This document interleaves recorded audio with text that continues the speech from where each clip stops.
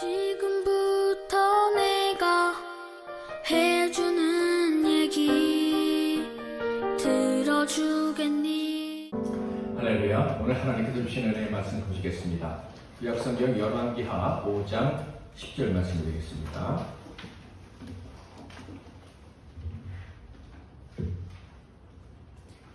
구약성경 열왕기하 5장 10절 말씀.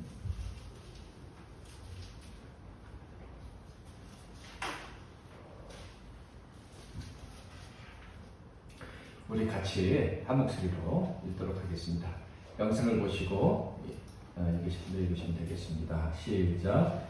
엘리사가 사자를 그에게 보내 이르되 너는 가서 요양 안에 물을 7번 씻으라. 내 살이 회복되어 깨끗하리라 하는지라. 아멘. 오늘은 우연을 거부하는 믿음, 우연을 거부하는 믿음이라는 제목으로 하나님 말씀을 상고하겠습니다. 저는 참 복된 목사다, 설교자다라는 생각을 요새 들어 더 많이 하는데요. 우리 성도님들이 설교 말씀을 듣고 깨달았다, 은혜를 받았다 하는 얘기를 누구보다도 많이 듣기 때문에 확률적으로 아주 높게 듣기 때문에 복받은 설교자다 이렇게 생각을 합니다. 우리 집사는 뭐 이렇게 열심히 적으시는지 우리 안 집사님은 저렇게 열심히 적으시는지 그런데 그런 소리 들을 때마다 옛날부터 궁금한 저 혼자 생각하는 질문이 있어요. 내가 진짜 설교를 잘해서 그러나 아니면 저분들에게 사모하는 마음이 있어서 그런가. 근데 그때마다 답은 똑같아요. 사모하는 마음이 있으니까 은혜 주시지. 아무리 명설을 가면 설교를 해도 사모하는 마음이 없으면 절대로 그 설교가 은혜로운 설교가 될 수가 없다는 것을 잘 알기 때문입니다. 이번 주에도 그런 생각을 하면서 생각이 좀 더 발전이 됐어요. 사모하는 사람에게는 언제나 은혜를 주십니다. 우리 지난주 설교 제목 기억나시죠? 항상 살리신다. 그렇구나. 사모하는 사람에게는 항상 살리시고 항상 은혜를 주신다 하는 생각을 했습니다. 그러니까 저는 언제나 명설교가가 되겠구나 생각해봤어요. 지난주 우리가 들었던 말씀을 잠깐 복습해보면 그렇습니다. 하나님의 은혜라는 것은 하나님에게 아버지가 되셔서 주시는 자연스러운 사랑의 결과다. 그래서 하나님의 백성들은 언제나 그리고 당연히 은혜를 받고 또 당당히 받아야만 마땅하다라는 것이었습니다.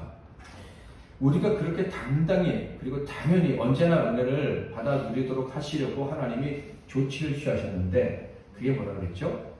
우리를 예수께 줘버렸다. 예수께 맡겨버렸다 그러는 거예요. 그래서 예수님이 끝까지 한 사람도 빼앗기지 않고 책임지신다. 그러니 그 죽음을 이기신 예수님이 책임져 주시기 때문에 우리는 언제나 살리시는 하나님의 은혜를 받아 누리게 된다 그랬습니다. 여러분 이 말씀을 기억하시고 한 주간 승리의 삶을 사셨습니까? 살리신 은혜를 경험하셨나요? 네. 아멘. 자, 그런데 이렇게 우리가 어려서부터 말씀을 듣고 신앙생활을 해오지만은 저는 이상한 생각을 하는 분들을 사실 참 많이 만나며 오늘까지 왔습니다. 이렇게 아버지의 놀라운 사랑을 받았음에도 불구하고 여전히 당당하게 구하지 못하고 당연하게 하나님의 은혜를 받는다라는 생각을 못하며 살아가는 신자들이 참 많다는 거예요. 기대하지도 못하면서 교회에 나오는 사람이 있어요. 정확히 말하면 어느 때는 기대를 좀 했다가 어느 때는 기대를 안 했다가 못했다가 이렇게 왔다 갔다 하면서 하는 그런 신자들을 참 많이 봤다 하는 거예요. 그런 분들이 좀 힘들다고 할 때 당연히 당당하게 은혜를 구하지 못하고 있는 그 상태에 있을 때 제가 질문하죠. 그럼 예전에 받았던 그 은혜는 뭡니까? 그러면 그냥 상태가 심각할 때는 이렇게 말해요. 그냥 우연히 아니었나 하는 생각이 듭니다. 어쩌다 보니까 그런 일이 벌어진 것이 아닌가 하는 생각이 듭니다라는 대답을 하는 겁니다. 사랑하는 성도 여러분, 여러분이 사랑하는 사람들에게 배우자나 부모님이나 자녀에게 특히 자녀에게 사랑을 주었다면 어쩌다 보니까 우연하게 사랑을 준 것이라고 할 수가 있을까요? 우리가 부모님의 사랑을 받았다면 우리 부모님이 어쩌다 보니까 우연히 우리에게 사랑을 준 것이다. 이렇게 말할 수가 있을까요? 절대 그럴 수가 없겠죠. 부모가 자식에게 사랑을 주는 것, 은혜를 베풀어 주는 것, 그것은요, 필연적인 것이에요. 당연한 것입니다. 부모의 인격이나 능력에 따라서 사랑을 주는 방법, 방식은 좀 차이가 있을 수가 있어요. 그러나 어쩔 수 없이 우연히 주는 사랑은 절대 없어요. 짐승도 그렇게 하지 않습니다. 짐승조차도 어쩌다 사랑을 주는 게 아니라 당연하게 사랑과 돌봄을 자식에게 주는 거예요.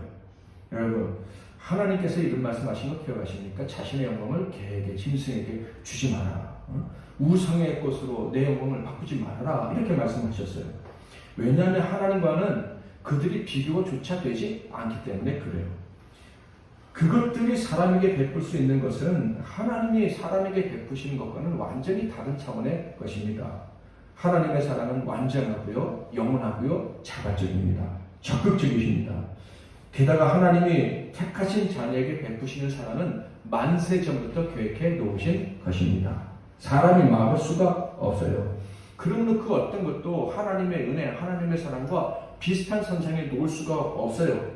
하나님의 사랑을 어쩌다가 사랑을 베푸는 그런 세상의 것들과 비교한다면 하나님이 견디실 수가 없어요. 하나님이 도저히 용납하실 수가 없죠.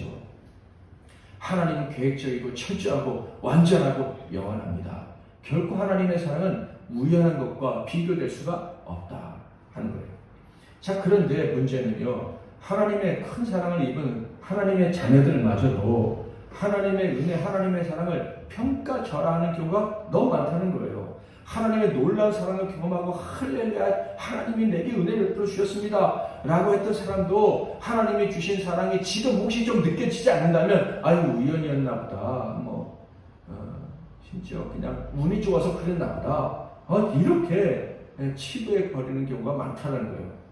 하나님은 점점 더 크고 놀라운 사랑을 주시기를 원하시는 분인데, 점점 더 크고 놀라운 구원을 주셔서 천국까지 이르게 하시려는 분이 우리 하나님 아버지신데, 이 인간의 죄악, 이 인간의 부족함이 도대체 뭔지, 그것 때문에 하나님은 확실한 은혜, 변함이 없는 은혜, 점점 더 크게 다가오는 그 은혜를 우연히 있었던 사건으로 바꿔버린다 하는 거예요. 혹시 여러분 중에는 이런 태도를 본 적이나 또 취해본 경험이 있으신 분들은 없습니까? 이런 태도를 취할 때, 하나님의 백성들이 이런 태도를 갖고 신앙생활할 때 우리 하나님 아버지가 어떤 마음이실까? 라는 것을 생각해 보신 분은 계십니까? 같이 한번 자막을 읽어보겠습니다. 시작. 한 번 더 시작. 아멘. 믿음으로 살 기회를 얻은 하나님의 자녀들에게 우연은 없습니다. 그런데 우리가 며칠 동안 살펴봤죠? 예수님의 제자들도요, 그들이 목격한 그 하나님의 역사의 현장, 예수님이 일하신 그 은혜를 베푸신 현장을 우연이라고 생각했어요. 그래서 또다시 그런 은혜가 올 것이라는 기대를 하는 거예요. 그래서 예수님께 맨날 혼났어요. 뭐라고 혼났습니까? 어찌하여 믿음이 없느냐. 언제나 동행하시면서 은혜를 베푸신 그 하나님의 은혜를 어쩌다 우연히 나타난 어떤 특별한 현상으로 생각할 때 주님은 믿음이다. 믿음이 없다. 그렇게 칭언을 하신 거예요. 그러므로 우리 역시 마찬가지입니다. 하나님이 내게 베풀어 주신 은혜를 당연한 것으로 생각하지 않고, 운이 좋으면 올 수도 있고 운이 없으면 오지 않을 수도 있다라고 생각하는 것은요, 하나님께 책망받아 마땅한 생각이라는 것입니다. 자, 그렇다면 믿음이 없는 불신자들에게는 우연이 있습니까? 전혀 그렇지가 않죠. 믿음이 없는 사람들에게도요, 우연이란 있을 수가 없습니다. 왜냐하면 사람이라는 존재 자체가 우연히 만들어진 존재가 아니기 때문에 그래요. 만약 어떤 사람이 나는 우연히 이 땅에 온 존재입니다, 목적도 없이 왔다가 의미 없이 존재하다가 사라질 뿐입니다 라고 말한다면 그 사람에게는 일어나는 모든 일이 우연이다 라고 할 수가 있겠죠. 그런데 정말 이 땅에 있는 사람 중에 우연한 존재가 있습니까? 목적 없는 존재가 있습니까? 결코 그렇지가 않죠. 사람이라면 누구나 아무리 너는 쓸데없이 운이 없어 태어난 사람이야 라고 말한다 할지라도 다 마음속에 질문을 갖는 거예요. 내가 왜 있지? 내가 왜 존재하지? 나는 뭘 하다가 어떻게 살다가 죽어야 되지? 그런 생각을 다 하게 되는 거예요. 게다가 사람이라는 영혼에 대한 개념을 다 가지고 있어요. 이 땅에 살다가 죽으면 어떻게 되지? 죽으면 그냥 끝나는 것일까? 사람이 죽으면 끝이야 라고 말해도 그렇지 않다는 것을 본능적으로 느끼고 있어요. 그래서 사람은 짐승들과 달리 신앙을 가지고 있는 거예요. 영원한 것에 대해서, 인생의 목적이라는 것에 대해서 늘 생각하게 되어 있어요. 우연한 존재가 아니기 때문에. 성경에는 뭐라고 가르치고 있습니까? 성경에는요, 우연은 절대 없다고 계속해서 가르치고 있어요. 그러니까 아주 시쳇말로 뭐 재수가 있어서 재수가 없어서 이런 말 성경은 절대 용인하지 않는다는 거예요. 게다가 하나님의 사랑, 하나님 베푸신 은혜는 우연이란 있을 수가 없습니다. 그 사실을 우리가 너무나도 잘 알고 있는 이야기, 나아만 장군 이야기를 통해서 확인해 보려고 합니다. 자, 나아만 장군이라는 사람은 어떤 사람이었을까요? 성경을 한번 읽어보겠습니다. 시작. 아람 왕의 군대장관 나아만은 그 주인 앞에서 크고 존귀한 자니 이는 여호와께서 전에 그에게 아람을 구원하게 하셨습니다. 그는 큰 용사이나 나병 자라.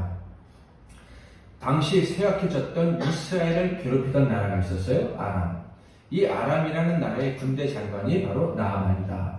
그런데 이 사람이 얼마나 대단한 사람인지 그 나라의 임금에게 아주 큰 의미가 있다고 합니다. 어떤 의미냐면 아주 존귀하게 받들어 여길 정도로 대접할 정도로 아주 그렇게 대단한 사람이었다 하는 거예요.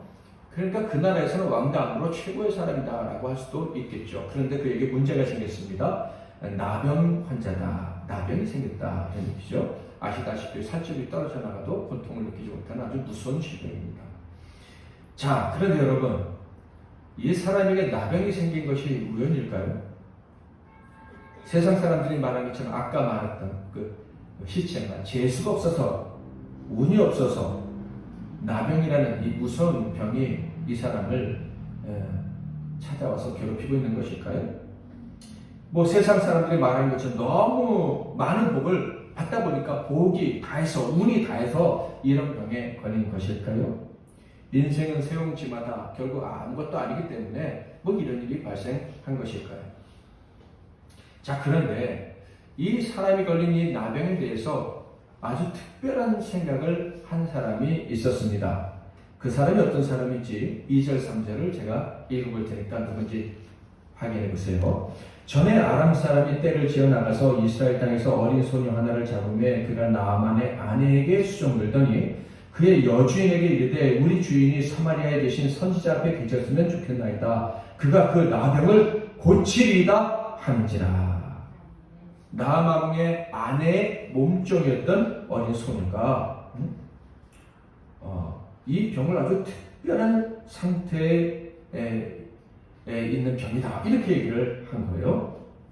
자, 그 소녀는 말하기를 나아만이 이스라엘의 선지자 엘리사에게 가면 고침받을 수 있습니다. 이렇게 말을 한 거예요. 자, 그런데 이 소녀가 나아만의 몸종이다, 아내의 몸종이다라는 말은요, 이스라엘이 얼마나 비참한 상태에 있었는지를 보여주는 것입니다. 나라의 왕이요, 정신을 못 차리는 거예요. 그래서 하나님께 불순종하는 거예요. 그랬더니 하나님의 왕이신 그 나라의 백성들이 이렇게 비참한 일을 당했다. 이 소녀는요, 이 정말 비참한 일을 당해서 지금 다른 나라에 몸중이 되어 있지만 나아만에게 벌어진 일은 우연이라고 생각하지 않는 거예요. 지금 하나님이 일하시는 것을 보여주신 기회다. 이렇게 생각했던 거예요. 그러니까 운이 좋으면 고침받을 수 있다라고 생각한 것이 아니라 하나님이 반드시 고쳐주실 수 있는 병이다. 이렇게 생각했다는 거예요. 이 소녀의 말을 들어보면 아주 확실히 믿고 있어요. 엘리사는 하나님이 특별한 은혜를 주신 선지자이시므로 그의 스승인 엘리야의 영감을 7배나 받은 선지자이시므로 그는 못 고칠 병이 없다. 우리 선지자님에게 이 나아만 장군이 가시기만 하면 고침받을 수 있습니다. 이렇게 말하는 거예요. 근데 사실 여러분 느끼시다시피 이 소녀는요, 이렇게 말할 수 있는 처지가 아닙니다. 왜냐하면 적군에 사로잡혀 부모와 생이별하고 노예로 전락한 비참한 상태였기 때문입니다. 즉 이 어린 소녀는요, 그가 믿는 하나님도 못 도와주고, 그렇죠? 그가 그렇게 신뢰하는 엘리사 선지자도 이 소년을 구원해주러 오지도 않았고 구해줄 생각을 했는지 안 했는지도 모르는 그런 상황인 거예요. 그러니까 하나님도 엘리사 선지자도 이 어린 소녀에게는 아무런 도움이 안 되는 그 상태. 그러니까 이 소녀는요, 엘리사를 어떻게 알았는지 모르지만 분명히 예전에 엘리사를 통해서 하나님이 하신 것을 간접적으로 경험했을 가능성이 높습니다. 그러니까 인간적으로 생각하면 엘리사 이야기는 이 소녀에게는 과거의 추억일 뿐인 거예요. 그러니까 옛날에 운이 좋아서 한때 경험했던 그 정도의 은혜 이렇게 말할 수 있을 것이다. 그런데 이 소녀는 어떻게 지금 생각하고 있어요? 그 자기에게 아무런 도움이 되지 않는 하나님과 그리고 하나님의 선지자가 일하실 줄 믿고 있는 거예요. 하나님이 세우신 그 능력자 엘리사 선지자가 이 나아만 장군을 고쳐줄 수 있다고 믿고 있는 거예요. 심지어 엘리사 선지자는요, 적국의 포로로 잡혀온 자기는 도와줄지 안 도와줄지도 모르면서도 이 나아만 장군을 도와줄 수 있다고 믿고 있는 거예요.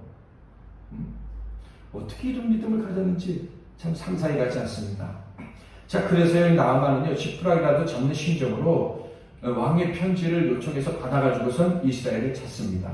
그리고 이스라엘 왕을 만나서 왕의 편지를 전하면서 내가 고침받기 위해 왔다라고 방문 목적을 이야기하죠. 5절 6절 아람 왕이 이르되 갈지어다 내가 이제 이스라엘 왕에게 글을 보내리라 하더라. 나아만이 곧 떠날새 은 10달란트와 금 6,000개와 의복 10벌을 가지고 가서 이스라엘 왕에게 그 글을 전하니 일렀으되 내가 내 신하 나아만을 당신에게 보내오니 이 글이 당신에게 이르거든 당신은 그의 나병을 고쳐주소서 하였더라. 자, 그런데 이 편지를 받은 이스라엘 왕은 어떻게 반응을 했을까요? 7절은 다 같이 한번 읽어보겠습니다.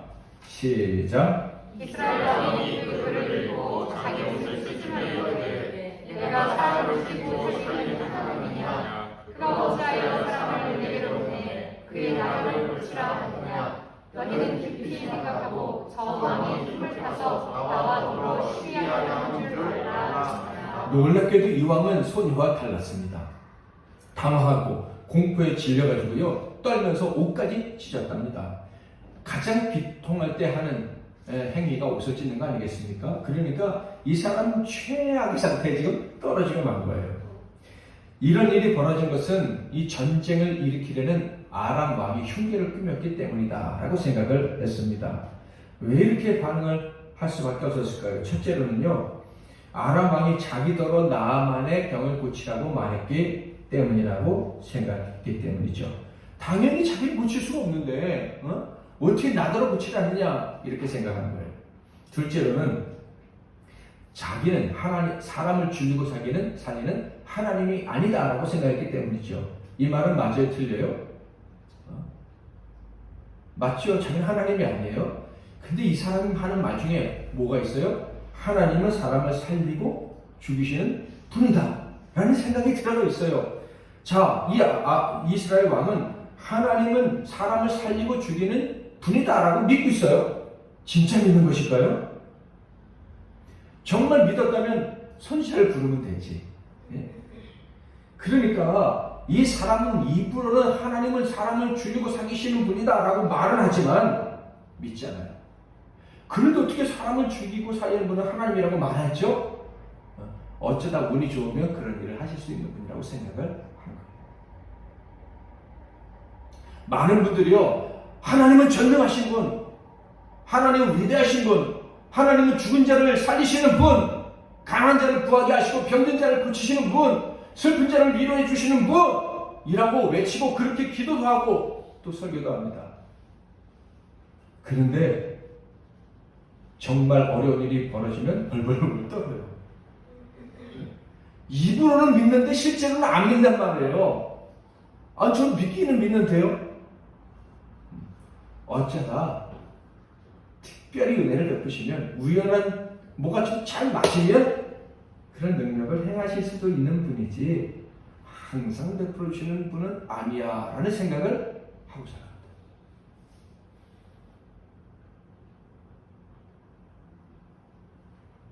그러니까 하나님의 능력을 안다고는 하지만 언제나 당당히 구하는 믿음은 없어요. 당당히 구하고 의심하지 않는 그 믿음이 있어야 되는데, 사무엘의 어머니 한나처럼 당당히 구했으면 아멘하고 의심하지 말고 걱정하지 말고 가야 되는데, 그렇게 하나님 신뢰하지 못하고 살아가는 사람이 참 많다 하는 거예요. 왕의 이런 비참한 반응이 믿음이 있는 것 같은데, 하나님을 아는 것 같은데 실제로는 전혀 도움이 되지 않는 그 엉터리 같은 믿음이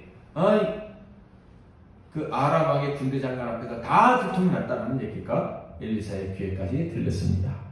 그러자 엘리사가 왕에게 이렇게 전했습니다. 같이 한번 읽겠습니다. 8절 시작. 하나님의 사람 엘리사가 이스라엘 왕이 자기의 옷을 찢었다함을 듣고 왕에게 보내 이르되 왕이 어찌하여 옷을 찢어낼까? 그 사람을 내게로 오게 하소서. 그가 이스라엘 중에 선지자가 있는 줄을 알리이다 하니라. 이게 무슨 말입니까? 선지자가 있다는 말. 그것은 사람을 살리시고 죽이시는 하나님의 능력과 함께한 사람이 있습니다.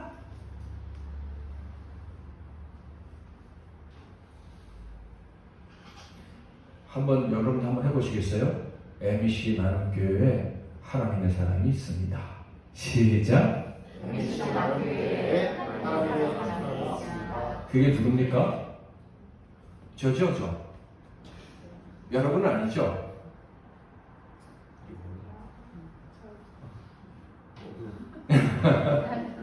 우리 모두입니다. 그렇죠? 우리 모두는 그런 능력이 있는 거예요. 아멘? 엘리사가 얼마나 당당한지, 그는 하나님의 역사하심을 조금도 의심하지 않고 있는 거예요. 하나님은 어쩌다 우연히 기적을 베풀어 주시는 분이 아니라 간절히 구한 자에게는 언제나 도와주시는 분이라는 것을 믿고 있는 거예요. 왕이 이렇게 당당하게 말하자 그냥 이 왕이요, 아이고 이제 숨사가 안 내신다고 그냥 나아만 장군을 즉각 보내버립니다. 그런데 나아만이 엘리사의 집 앞에 도착하자 집 밖으로 나가지도 않고요, 문도 열지 않고요, 문짝 밖 떼버립니다. 왕의 무너진 자존심을 대신 탁 세워주는 거예요. 왕이 무너뜨려버린 하나님의 자존심을 엘리사가 지금 탁 세우고 있는 거예요. 느껴지십니까? 저와 여러분도 이 정도의 그런 기계를 가지고 살아야 됩니다. 하나님이 당연히 도와주시는데 왜 벌벌 떨냐고. 왕에게 그냥 메시지를 딱 전하는 거예요. 그의 몸점 게하시를 통해서 딱 한마디만 전했습니다. 엘리사가 사자를 그에게 보내 이르되 너는 가서 요단강에 몸을 7번 씻으라. 네 살이 회복되어 깨끗하리라 하는지라. 그 대단한 권력자가 왔는데요, 집 밖에 나가지도 않고 그냥 좋은 몸 좀 보내가지고 왕은 왕궁에서 직접 만나서 벌벌 떨면서 옷까지 찢었는데 그 뭐 그냥 허름한 집에 사는 선지자는요, 종을 보내서 야 뭐 나일강에 가서 목욕 7 보내 이러고 끝냈다 이런 말이에요. 제 생각에 아마 주변 사람들이 다 화들짝 놀랐을 것 같아요. 엘리사 이런 태도에 주변 사람들이 그냥 더 벌벌 떨었을 것 같아요. 야, 다 틀렸구나, 망했구나 이런 생각했겠죠. 실제로 그랬어요. 나아만의 반응을 볼까요? 나아만이 노아에 물러가며 이르되 내 생각에는 그가 내게로 와서 나와서서 그의 하나님 여호와의 이름을 부르고 손을 그 부위에 흔들어 나병을 고치하였다 이거죠. 막 엘리 뭐 하면서 막 이렇게 주문을 걸었을 것 같다 뭐 이런 얘기예요. 다메섹강 아바나와 바르발은 이스라엘 모든 강들보다 낫지 아니하냐. 내가 거기서 몸을 씻으면 깨끗하게 되지 아니하랴 하고 몸을 돌려 분노하여 떠나니.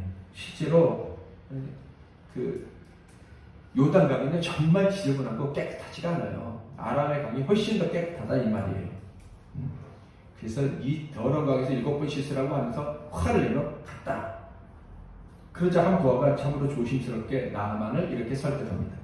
그의 종들이 나와서 말하여 이르되 내 아버지여, 선지자가 당신에게 큰 일을 행하라 말하였다면 행하지 아니하였으리까? 하물며 당신에게 이르기를 씻어 깨끗하게 하라 함이니까 하니. 아니 장군님, 병 낫기 위해서 여기까지 오신 건 아닙니까? 억만금을 내라 하면 낼 각오로 오셨고, 열흘을 금식하라 하면 금식하실 각오로 오신 것 아니겠습니까? 무릎 꿇고 앉아있으라 하면 무릎 꿇고 앉아서 기도 받지 않으셨겠습니까? 목욕 7번 하라는데 따지고 보면 간단한 거 아닙니까? 그랬더니 나만이 설득이 돼서 목욕하러 갔습니다.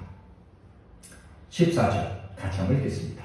시작. 나만이 내려가서 하나님의 사람의 말대로 요단강에 7번 몸을 잠그니 그의 살이 어린아이의 살같이 회복되어 깨끗하게 되었더라. 3번도 아니고 5번도 아니고 엘리사가 말한 대로 7번 목욕하니 7번 목욕하고 나오는 순간 완전히 깨끗하게 회복이 됐는데 그 피부가 어린아이같이 뽀들뽀들해졌다, 이런 얘기입니다. 하나님이 역사하신 거예요. 이 여종의 말대로 정말 기적이 나타나신 것입니다. 엘리사는 참으로 하나님의 선지자였고 그의 하나님이 자기 병을 고쳐줬다는 것을 다 느끼게 된 거예요. 사실 나아만은 유행을 바라고 온 거예요. 수많은 실패를 했잖아요. 그래서 혹시나 하는 마음으로 찾아온 것이죠. 너무 절박했기 때문에 천한 여종의 말을 들었어요. 사실 여종의 말을 듣고 왕이 가서 우리 집에 여종이 이스라엘에 가면 선지자가 있는데 그 사람 기도를 받으면 날 거라고 말합니다 라고 말할 때 좀 창피하지 않았을까요? 뭐 학자가 말한 것도 아니고 저면 무슨 점성가가 말한 것도 아니고 집에 여종이 말한 것 가지고 그 말 듣고 와서 왕에게 뭐 편지까지 써달라고 한다는 것은 참 제가 생각해보면 좀 체면이 깎이는 일이었을 것이다 라는 생각이 들어요. 그러나 혹시나 하는 마음, 지푸라기라도 잡는 심장이 병든 사람에게는 있잖아요. 그래서 체면 불구하고 그렇게 했는데 정말 병이 나아버리고 만 거예요. 6번째까지 목욕할 때 아무런 반응이 없었습니다. 그래서 속으로 화내면서 여전히 의심하면서 그렇지만 내 7번까지는 목욕을 해주리라 하고 했는데 7번째 병이 딱 났다. 아마 병 났다는 기쁨보다도 충격이 컸을 것 같아요. 심장이 쿵 떨어졌을 것 같아요. 그 12에 혈루증 앓던 여인이 병이 났을 때 막 떨었잖아요. 벌벌 떨었잖아요. 그것처럼 나아만이 그 순간 하나님의 임재를 느끼면서 내 이때까지 하나님을 의심했고 선지자를 미워했고 마음을 욕했고 막 이런 것들이 막 떠오르면서 또 이스라엘의 여종, 하나님의 신실한 여종을 잡아다가 종으로 삼은 것까지 생각이 막 나면서 막 죄가 생각나면서 막 두려웠을 것 같아요. 그래서 당장 엘리사에게 찾아와서 엎드립니다. 15절 같이 한번 읽어볼까요? 시작. 나아만이 모든 군대와 함께 하나님의 사람에게로 돌아와서 그의 앞에 서서 이르되 내가 이제 이스라엘 위에는 온 천하에 신이 없는 줄을 아나이다. 청하건대 당신의 종에게서 예물을 받소서 하니. 지금 뭐라 그래요? 자기가 누구라고요? 그전에 나와서 맞지 않았다고 이 천한 것이 나를 이렇게 몇 시에 그랬더니 이제는 자기가 종이랍니다. 종이라면서 예물을 받아주세요 이렇게 얘기합니다. 그리고 그 고백을 하기 전에 뭐라고 말합니까? 하나님만이 참 신이십니다. 그 하나님을 느낀 거예요. 하나님을 믿는 신앙은 진짜고 그들이 믿는 하나님은 진짜라는 거. 다른 신은 우연에 근거한 존재라면 하나님은 그렇지 않다는 거. 정말 그분의 말은 진짜고 하나님의 말씀은 반드시 이루어진다는 것을 체험했다. 내가 이제 알았다 하고 고백을 한 것입니다. 그렇죠. 여호와 우리 하나님 아버지는요 언제나 우리 기도를 들어주십니다. 하나님의 백성들이 어떤 상황에 있든지 간에 믿고 구하기만 하면 반드시 들으시고 응답해 주십니다. 그리고 그들이 어디에 있든지 그들의 삶을 가치 있게 만드시고 그 자리에서 복되게 하시고 의미 있게 하시고 감사가 넘치게 만들어 주십니다. 절대로 우리를 의미 없는 존재로 살다가 끝나게 하지 않으십니다. 아멘. 그렇게 사라지게 내버려 두지 않으시는 거예요. 엘리사가 왜 7번 목욕을 하라고 했을까요? 6번도 아니고 8번도 아니고 왜 7번? 우열이 없다는 것을 알리기 위함입니다. 오직 하나님은 하나님의 계획, 하나님의 뜻에 일하신다는 것을 보여주십니다. 하나님 믿고 순종하는 사람에게는 반드시 은혜를 주신다. 이것을 알리려고 가르치려고 7번 목욕하라고 한 거예요. 나아만은 이런 하나님을 경험하고 두려움을 느끼게 된 거죠. 이야, 하나님은 다르신다고 다르구나. 하나님은 사람에게 권력자에게 벌벌 떨지 않으시는구나. 다른 신들을 섬기는 모든 자들은 자기 앞에 다 벌벌 떨었는데, 그리고 나에 맞게 비유에 맞게 얘기해 줬는데, 이야, 하나님과 하나님의 사람은 절대 그런 일이 없구나. 그래서요, 돈을 많이 갖고 왔잖아요. 내 병 고쳐주면 보상해 주겠다. 그런데 이제는 보상으로 주는 게 아니라 감사의 제물로 바치라고. 과시하려고, 내가 돈 많다, 권력지 않고 과시하려고 제물을 막 가져왔는데, 이제는 제발 받아주세요 하면서 제물로 간차하면서 바치겠다고, 받아달라고 하는 거예요. 그런데 그런 마음을 엘리사는 완강하게 거부합니다. 16절 이르되 내가 섬기는 여호와께서 살아계심을 두고 맹세하노니 내가 그 앞에서 받지 아니하리라 하였더라. 나만이 받으라고 강건하게 그가 거절하니라. 결국 나아만은 예물을 바치는 것을 실패합니다. 그러자 대신 요청을 합니다. 17절 같이 한번 읽겠습니다. 시작. 모세 두 마리의 실을 흙을 당신의 종에게 주셔서 이제부터는 종이 번제물과 다른 희생 제사를 여호와 외 다른 신에게는 드리지 아니하고 다만 여호와께 드리겠나이다. 요청한 이유는요, 노새가 흙을 실어 가져와서 자기 집에 제단을 만들고 거기서 오직 이제 하나님께만 제사를 드린다. 그래서 흙을 달라는 거예요. 이게 무슨 말입니까? 내게 주신 은혜를 절대 잊지 않겠습니다. 내가 지금 받은 은혜를 요행으로, 우연으로 생각하지 않겠습니다. 내가 돈 주고 산 거라고 생각하지 않겠습니다. 하나님이 나를 불쌍히 여기셔서 은혜를 베풀어 주신 것, 내 여정의 믿음이 응답된 것, 하나님이 함께 하시는 능력의 종이 일하시니 일어난 기적이라는 것을 평생 잊지 않겠습니다. 이렇게 소원을 한 거예요. 그리고 나아만은 이제 돌아가게 됩니다.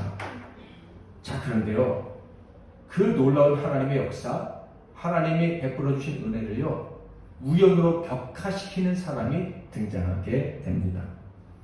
그 사람이 누구냐면 다름 아닌 엘리사의 몸종 게하시였습니다. 자, 20절 한번 또 읽겠습니다. 시작. 하나님의 사람 엘리사의 사사는 게하시가 스스로 이르되 내 주인이 이 사람 아람 사람 나아만에게 면하여 주고 그가 가지고 온 것을 그의 손에서 받지 아니하였도다. 여호와께서 살아계심을 두고 맹세하노니 내가 그를 쫓아가서 무엇이든지 그에게서 받으리라 하고. 그는 엘리사가 보상을 받지 않은 것에 불만을 가졌습니다. 그래서 주인 몰래 나아만에게 가서 뒤쫓아가서는 보상을 요구하고 받아내고야 말았습니다. 무슨 명령으로 받아냈냐면 선지생도가 엘리사에게 왔는데 그를 도와줘야 되니까 재물을 좀 달라고 엘리사가 부탁했습니다. 해서 받아내서 자기 집에 감추고 엘리사에게 온 거예요. 그러나 하나님의 사람 엘리사를 속일 수는 없었죠.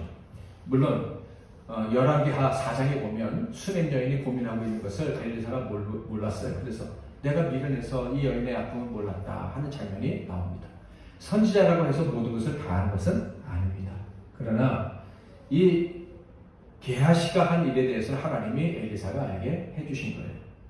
그래서 이렇게 말합니다. 26절 엘리사가 이르되 한 사람이 수리에서 내려 너를 맞이할 때에 내 마음이 함께 가지 아니하였느냐. 지금이 어찌 은을 받으며 옷을 받으며 감람원이나 포도원이나 양이나 소나 남종이나 여종을 받을 때이냐. 내 마음이 너와 함께 가지 않았느냐, 그걸 왜 모르느냐, 이런 말은요, 너는 내 마음을 알지 않느냐? 지금은 하나님이 우리에게 특별한 것을 요구하시는 때라는 거, 너와 나가 분명히 얘기하면서 너도 분명히 알았을 텐데 왜 내 마음, 하나님이 우리에게 주신 마음을 너는 무시하고 이런 행동을 했느냐라고 이야기를 한 것입니다. 도대체 하나님이 그럼 엘리야에게, 게하시에게 주시는 마음이 무엇이었습니까? 그 시대에 하나님의 사람이 가져야 될 마음이 무엇이었습니까? 그 근거가 바로 지금이 어찌 은, 옷, 감람원, 포도원, 양, 소, 남종, 여종을 받을 때냐라는 말씀에 담겨져 있어요. 이게 무슨 말이냐면 이스라엘이 타락한 때를 말하는 거예요. 하나님의 은혜를 기억하지 않는 때를 말하는 거예요. 왕이 지금 하나님을 불신하고 있다는 거 우리가 확인했죠?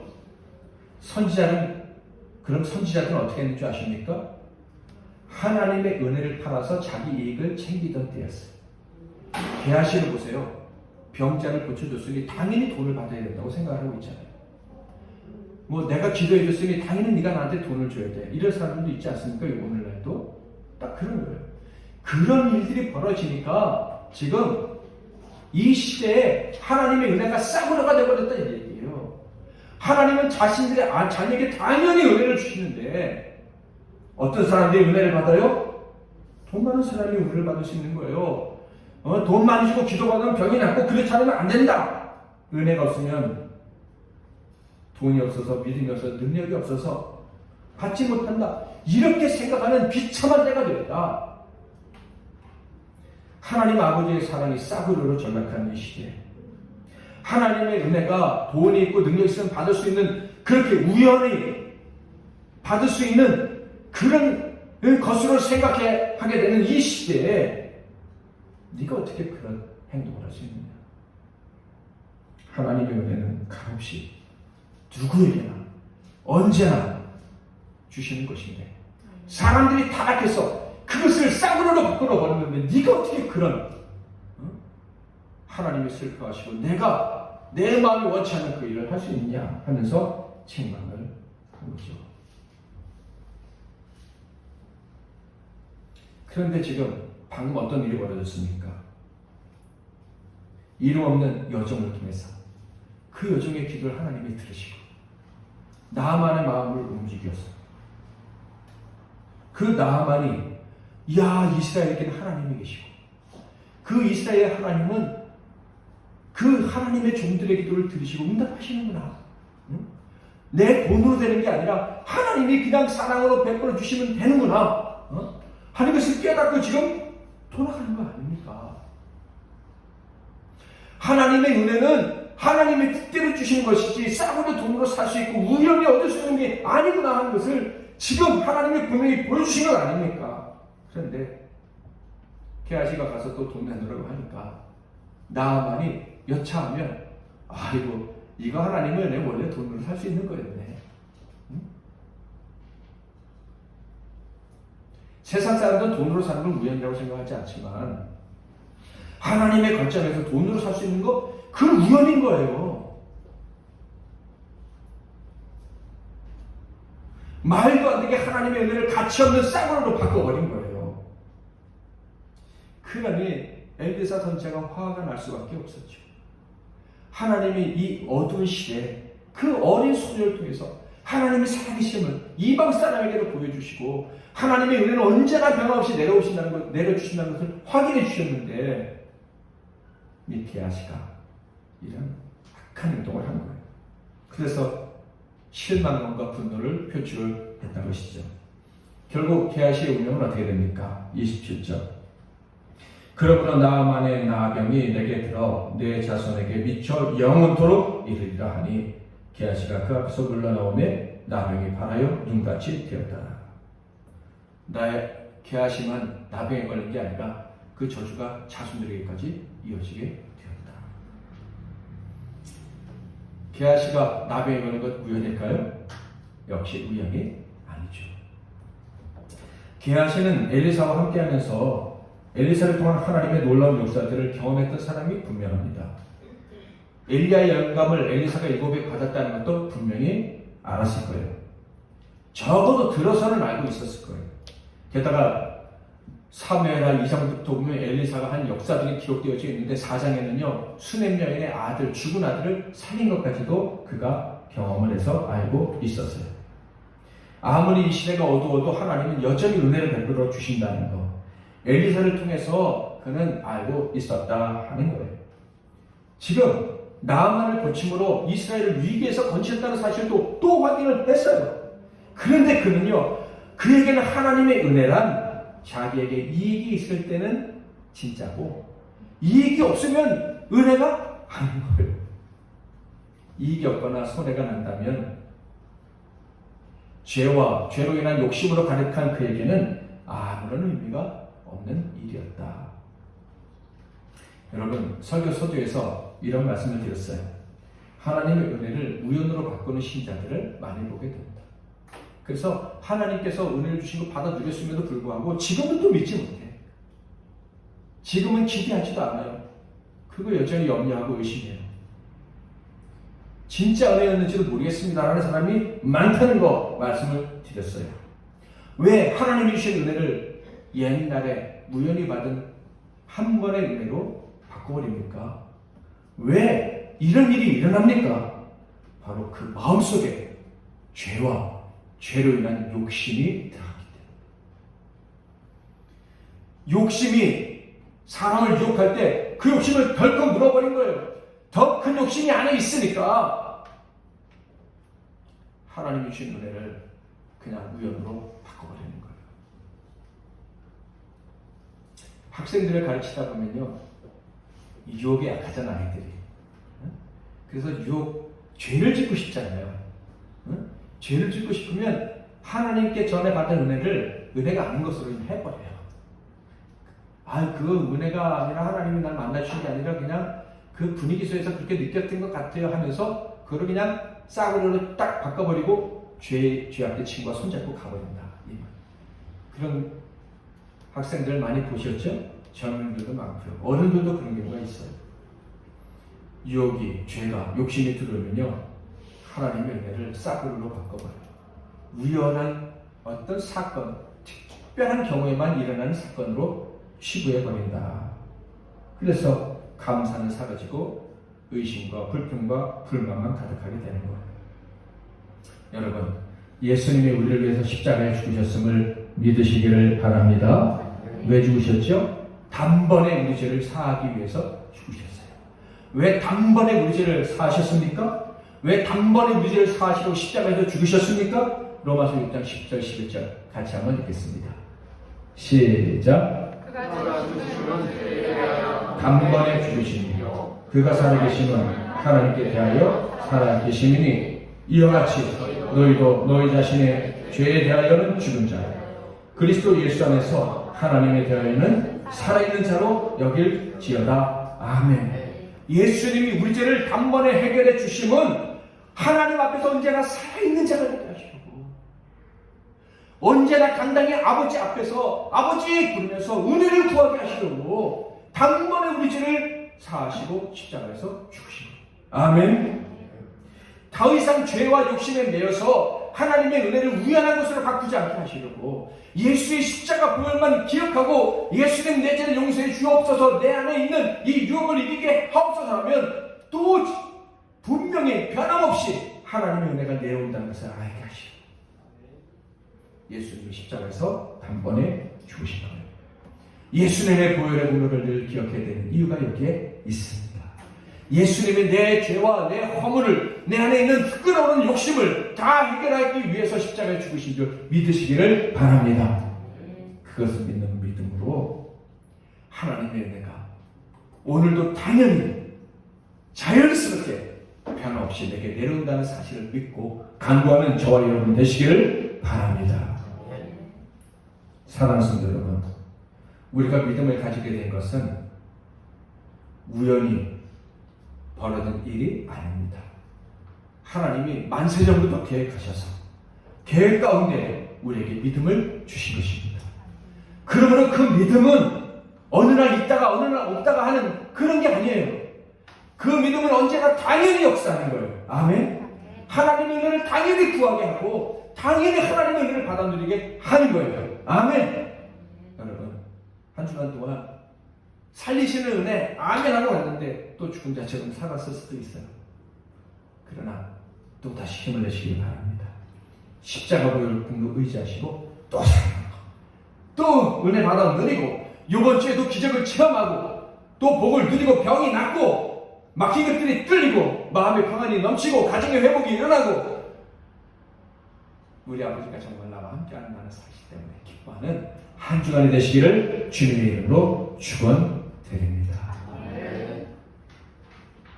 MC 남인교회에 정말 믿음의 사람이 있습니다.